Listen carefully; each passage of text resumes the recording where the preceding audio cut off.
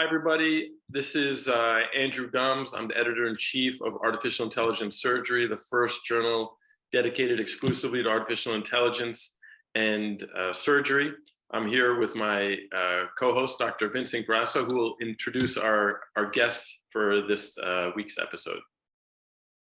Hi, Vincent Grasso. Thanks, Andrew. I'm the director of social media and strategy for our journal. It's, as Andrew said, the only journal dedicated to all things AI and surgery. And we have the great privilege and pleasure of having Professor Lee Swanström on our show. He needs no introduction, and it's a wonderful. And thanks for your time on Sunday, by the way, for being on. And if you could give us a little, your version of what you're doing and what you're up to, it would be helpful for our audience. Thank you, Dr. Swanström. Yeah, thank you, Vincent. Thank you, Andrew. It's a pleasure to be here, and I understand this will be kind of casual, so we'll just chat a bit about my perception about what's going on and what we're doing in Strasbourg. Yeah, absolutely. I think what people would be interested in, especially I think some of the younger American surgeons, is you, like me, have moved to Europe. You're our editor of Autonomous Actions, but I think it would be very interesting for some of the American audience to listen about how you kind of shifted over to IRCAD.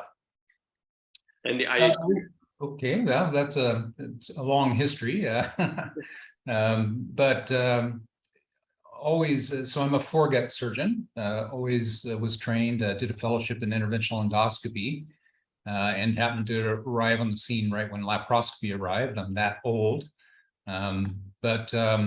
and IRCAD also was founded kind of at the origin of laparoscopy. So it was an institute that was built, kind of purpose-built to introduce laparoscopy to the broader surgery community.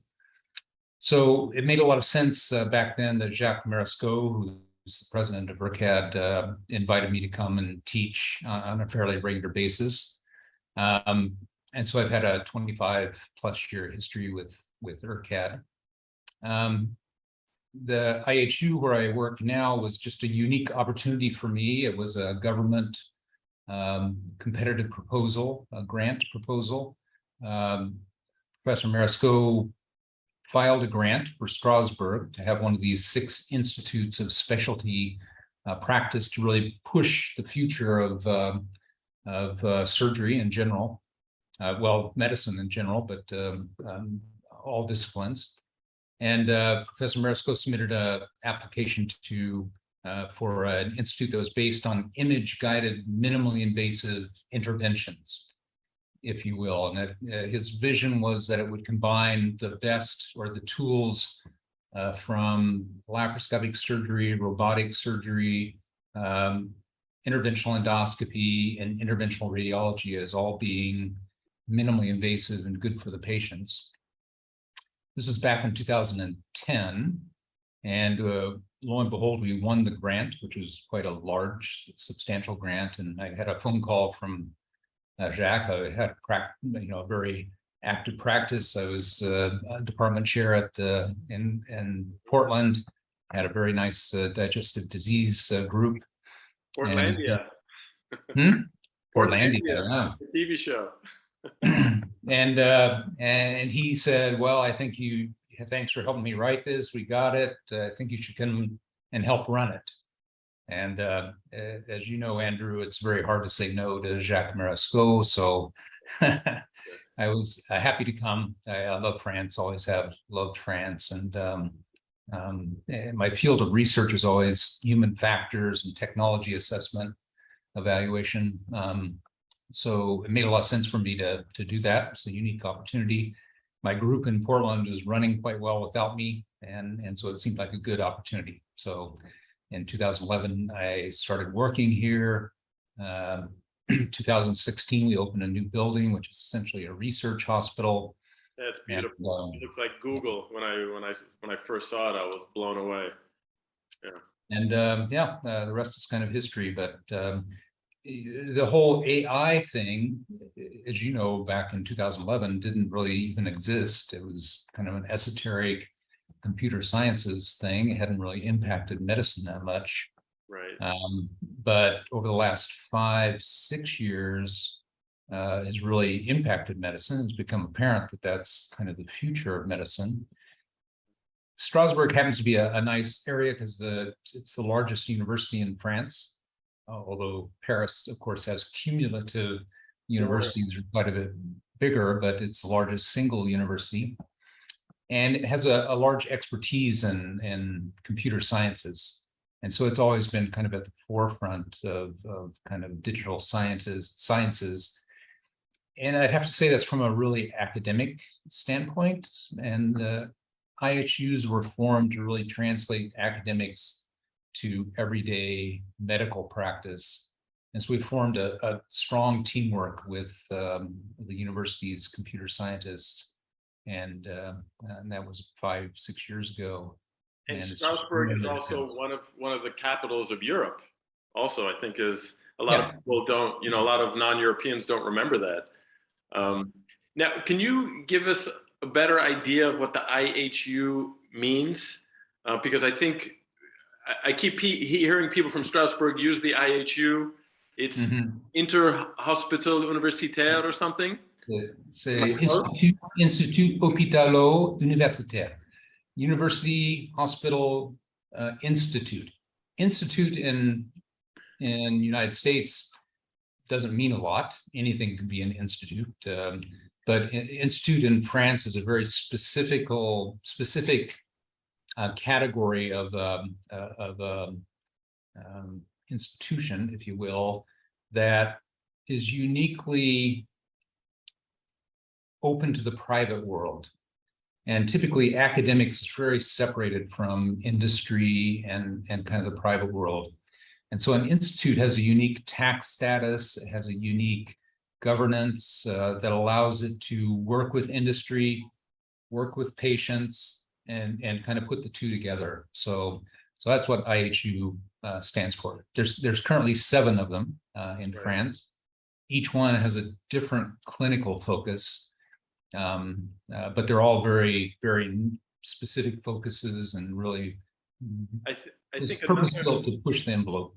I think another famous one, at least in the news, is the one I believe in Montpellier with Dr. Raoult.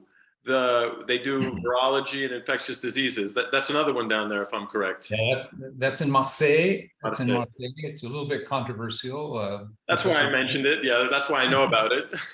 Professor Raoult is a very brilliant but a little bit eccentric researcher, and of course it was at the forefront during the COVID era. So he, being kind of a leading center of virology, was in the paper a lot, and being in the paper a lot is not a really positive thing in France, unlike the United States. Good point. I never thought of it that way, but that's a good point. So one thing I've been impressed since I moved to France is actually how much research there is in computer imaging, with computer vision, in AI. I almost feel, and correct me if I'm wrong, I almost feel like the computer vision advances or companies I've even seen, they seem to be more numerous and more advanced than what I've seen in America. And I wonder if that's one of the benefits of a socialized healthcare system, is that they can really experiment with things that maybe aren't going to make money in the short term a little bit more. Or am I exaggerating my love of socialized medicine? Yeah, I think in a way you're right. It maybe isn't for the same reasons, but France, you're right. It's much easier to, as you know, in the United States, for a surgeon, a practicing clinical surgeon, to get a NIH grant these days is almost impossible. Right. Too competitive. They're purpose-built for kind of career researchers and high-level people. Right. On the other hand, there's lots and lots of sources for research funding in France. There's local, regional, national, and EU. So there's multiple more levels of that. And I find, compared to having always been an academic surgeon, compared to searching for research money in the United States. France is tremendously easier for that. Now, the advantage the United States has is it's backed by companies like Google and Amazon and things like that. So, and venture capital in large amounts. So when you get to the next stage of building a big company that's going to disseminate, the United States probably has a leg up on the United States, as we would say. Right. Right. I hear you. That's helpful for me. It seems like in the early stages of a product, Europe has its advantages. Of course, when you want to market it and disseminate it, America, obviously for the reasons you said, has the advantages. And am I correct in assuming that your thought on the future is more with computer vision? I know I kind of have been a big proponent of autonomous actions. I'm kind of trying to glean your thoughts on the subject, on which we should be focusing on: more computer vision, more autonomy. I know that's a huge question, but yeah, I've sometimes been accused of being kind of not in favor of robotic surgery, which isn't exactly true. I'm not a big fan of multi-million-dollar kind of master-slave developments, kind of what sometimes I've been quoted as saying are €2 million needle drivers. But I really believe that surgeons going forward in the future need a computer interface between them and the patient, and that it needs to be tight, and it needs to be, and to the point of autonomous, it needs to be to some extent invisible to the surgeon. So you need a computer interface between you and the patient. A lot of that dense data that's between the patient and you needs to be invisible, because otherwise it distracts the working surgeon. Right. We get almost all the data that we can handle right now with the imaging screens and looking at the workflow in the operating room and thinking of the next step and thinking about kind of past patients that you've seen and trying to pull up the memory of the image in your head of the patient you're working on. So we're kind of maxed out as far as mental capacity in our current status, and as that's growing, as you know, logarithmically. Absolutely. And it's just not going to work unless we have a computer interface. But as far as autonomous, to me, that simply means that it needs to be rather invisible. That you have to have something in the background that's screening that information, giving you the right data at the right time, Digesting it for you. And to some extent, that's not required to make those decisions itself.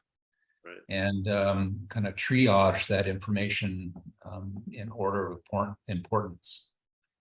Interesting. Now, Vincent, we were talking earlier about one of your former mentors, Rick Satava. Mm-hmm. I was wondering, Lee, you told us a little bit about how even Dr. Satava is coming soon to visit you in Strasbourg, but I'm wondering if you can tell us a little bit more, because I remember Dr. Satava. He was a legend. When I was a little intern, you can imagine he was a very intimidating man with a lot of gravitas. But I'd like to hear both of your thoughts on him, if I may. Yeah, absolutely. So my relationship with Rick Satava actually goes back. He's a Northwesterner as well. He's kind of a long time at the University of Washington, just north of Portland. But my relationship with him goes back to my early involvement with SAGES. So he was president of SAGES, if I'm not wrong, in 1992. Wow. I think so, at the very early stages of the laparoscopy revolution. And this was after kind of when I joined SAGES in 1990. Jeff Ponsky was the president, and laparoscopy was just like dropping like a comet, like the comet that killed the dinosaurs on the surgery world. And then when Rick was president, it was like mind blowing, because he, for years before that, was involved with the military, DARPA. In particular, he's one of the founders of the DARPA program. in the military, and his thinking was just out there. And I mean, we were thinking about how are we going to train surgeons to not cut the bile duct, and kind of what, is it possible to have a clip applier in laparoscopic surgery? He became president, and like his presidential lecture was like robotics and computer vision and things like that. Many years before that ever was 30 years ago. Yeah. Wow. So a true visionary, and not only a visionary, but as head of DARPA at that time, or as one of the major directors of DARPA, actually had the backing of the U.S. government to make that vision a reality. And as you might guess, a lot of this development of supercomputers and large data processing capabilities takes tremendous funding from governments, and to some extent he drove that really. And he continues to have a tremendous vision for the future. As intrigued, his lecture next week at IHU is on beyond surgery. We don't need incisions anymore. So I think he's still one of the leading visionaries that we have, and it's really an honor to know him well. You're going to have to talk to him, see if you can convince him to do a podcast with us one day. Certainly. So Vincent, can you tell us? No, Rick? When I was a fellow in the late 90s, Rick, as Professor Swanström said, Rick was the Defense Science Officer program manager at DARPA, so he got to see things that nobody else got to see, right? Very exotic, early stage visionary technologies, very early VR stuff, all sorts of insights into high performance computing and AI. So he had his pulse on what was being discussed and talked about, and the art of the possible. And he was wildly inspirational at that time. We were just talking about a book chapter that we're doing on telemedicine and surgery, and I found a reference of Professor Marescu, who said, and he went to Dr. Satava's lecture in Germany in 1991, and he only understood 20% of it.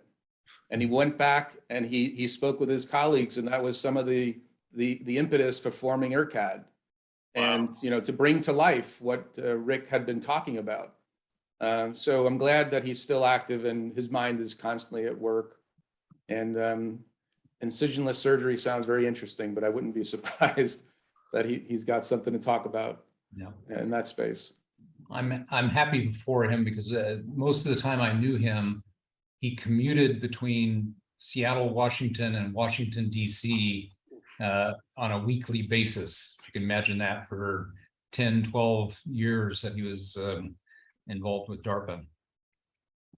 So Lee, I'm curious, again, because I think it would be most important for our younger people who look at the webcast.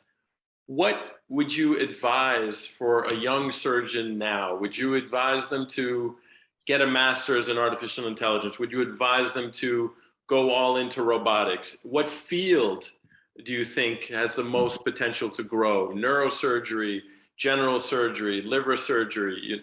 If you could give, I think it would be really helpful, honestly, and I'm very curious of your thought on that. Yeah, it's that's a good question. I have to think about it a little bit. It's such a rapidly advancing field that I wouldn't advise young surgeons to get involved in the engineering part of robotics, because it's become so esoteric and so rapidly evolving that it's difficult to keep up with. And I'm not sure surgeons need to be involved with it to the extent that we need to give them a clinical target to design for. Other than that, they go off in directions of producing massive machines that do things that we could have done anyway, which is not tremendously useful. On the other hand, I think it's a little bit different with AI. Although the science is fairly high level as well, it's not, when you really get into it, it's not that difficult. AI is kind of a tool there, and really kind of needs vision to drive it. and it needs clinical input from the very beginning in order to produce good results.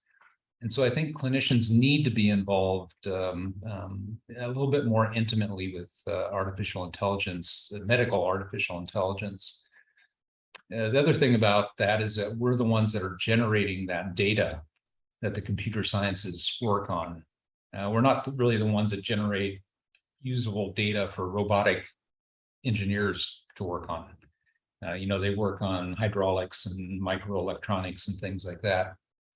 So I think, if somebody is looking for a fellowship or additional training, they're starting to spring up some combination surgical artificial intelligence fellowships where a surgical resident fellow is embedded in a AI group. And I think that's really to the benefit of both of them, that they're a little bit more grounded in reality. They have somebody that can interpret clinical images or clinical data, and also point towards kind of needed outcomes. And I think the other thing artificial intelligence really needs is validation. Robotics, validation is animal studies or something like that, but artificial intelligence needs ongoing clinical validation as you generate these data sets need to be validated, results of algorithms need to be validated. And so I think clinicians have a big role in AI going forward, medical AI going forward. So I'm going to give a plug for IHU and EarCAD. Of course, you guys have opportunities for clinicians to go. I know you train people, fellowships, and even PhDs. But do you know any other places around the world that would be good for people to look at, that they could get additional training in AI? Yeah, Mass General runs a very good kind of surgical AI fellowship under Oz Morales. That's really top notch. Stanford now has a fellowship that is involved with their AI team and is also connected with their biodesign group. Others are springing up. I think one of Oz Morales's fellows, Dan Hashimoto, I believe went to Pennsylvania. I think he just submitted an article to our journal. I saw University of Pennsylvania, so that was news to me also. He's starting a fellowship program there, so I think it's growing. It's at the very early stage, but if you're a young surgeon wanting to make a mark, I think early stage is good. Get involved early. Great. So Lee, I know you're at a wedding. Thank you so much for taking time out for this podcast. It's always a pleasure to talk with you. Yeah, my pleasure, Andrew. And Vincent, it's good talking to you. Pleasure. Thanks for taking the time. Yeah. All right, guys. Have a great Sunday. Take care. So long.